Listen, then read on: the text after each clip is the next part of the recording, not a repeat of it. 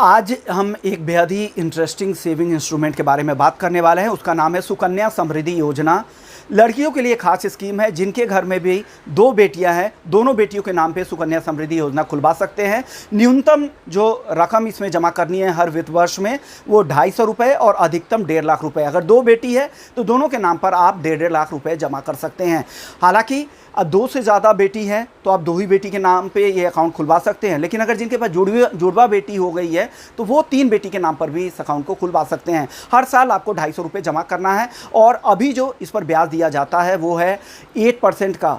इससे ज़्यादा ब्याज सरकार की स्कीम में सिर्फ सीनियर सिटीजन सेविंग स्कीम में ही है और जो EPF है, एम्प्लॉय प्रोविडेंट फंड है, उसी में 8% से ज़्यादा ब्याज मिलती नहीं। तो ये सबसे मैक्सिमम ब्याज मिलने वाला आपका सेविंग इंस्ट्रूमेंट है। सबसे अच्छी बात है कि आप अपनी लड़कियों की फ्यूचर को सिक्योर कर सकते हैं। न्यूनतम इसका जो एंट्री एज है, जब भी लड़की पैदा हो यानी 0 ईयर से लेके मैक्सिमम 10 साल होने से पहले इस अकाउंट को खुलवाना है और अधिक से अधिक आप 15 साल तक इसमें जमा कर सकते हैं। लेकिन आप निकाल कर सकते हैं जब भी लड़की 18 साल की हो जाए या 10th पास कर जाए तो आप 50% जमा रकम का, मतलब पिछले वित्त वर्ष तक के जमा रकम का 50% तक निकाल सकते हैं। उसके बाद 21 साल के बाद इसकी आप मैच्योरिटी पीरियड है या फिर शादी के समय में आप इसकी पूरी रकम को निकाल सकते हैं। तो आप 15 साल तक जमा कीजिए और अगर वो शादी के समय और लड़की के पढ़ाई के लिए इस रकम को निकाल दें, क्योंकि ब्याज इसका काफ़ी लुक्रेटिव होता है। एक लमसम अमाउंट आपके लिए, एक बच्चे के फ्यूचर के लिए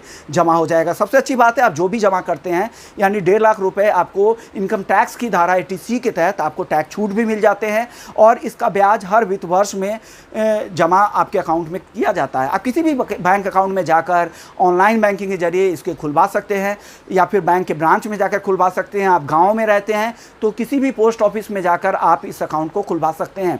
ब्याज की रकम इतनी बढ़िया है। अगर आप चाहते हैं कि नहीं मुझे बहुत लंबा जमा नहीं करना है, प्री मैच्योर क्लोज करना है, तो उसके लिए रूल्स ये है कि आप प्री मैच्योर क्लोज तभी कर सकते हैं किसी भी क्रिटिकल डिजीज़ होने पर आपको या आपके डिपेंडेंट को, आपके डिपेंडेंट यानी आपके बच्चों पे, आपकी वाइफ को या आपको कोई क्रिटिकल डिजीज़ हो जाए या अगर डेथ की सिनेरियो में इस अकाउंट का जो इंटरेस्ट रेट है वो फिर अकाउंट यहाँ पर क्लोज हो जाएगा, आपको सेविंग में ये कन्वर्ट हो जाएगा। तो ये कुछ बारीक बातें हैं जिसको आप जब भी आप ध्यान रखें जब भी सुकन्या समृद्धि योजना खुलवाए। अगर आप इसमें रकम जमा करते हैं तो इस बात का ध्यान रखें कि 1 तारीख से 5 तारीख के बीच में ही जमा करें, क्योंकि 5 तारीख तक जो भी मिनिमम रकम रहती है और 30 तारीख के बीच जो मिनिमम राशि रहेगी उसी पर आपका ब्याज हर महीने के हिसाब से कैलकुलेशन होगा। तो कभी भी जमा करें तो 1 से 5 के बीच में जमा करें। एक और बात बता दूं, जिस साल में, जिस फाइनेंशियल ईयर में मिनिमम रकम यानी 250 रुपये भी जमा नहीं कर पाएंगे तो ये खाता डिसकंटिन्यू कैटेगरी में चला जाएगा।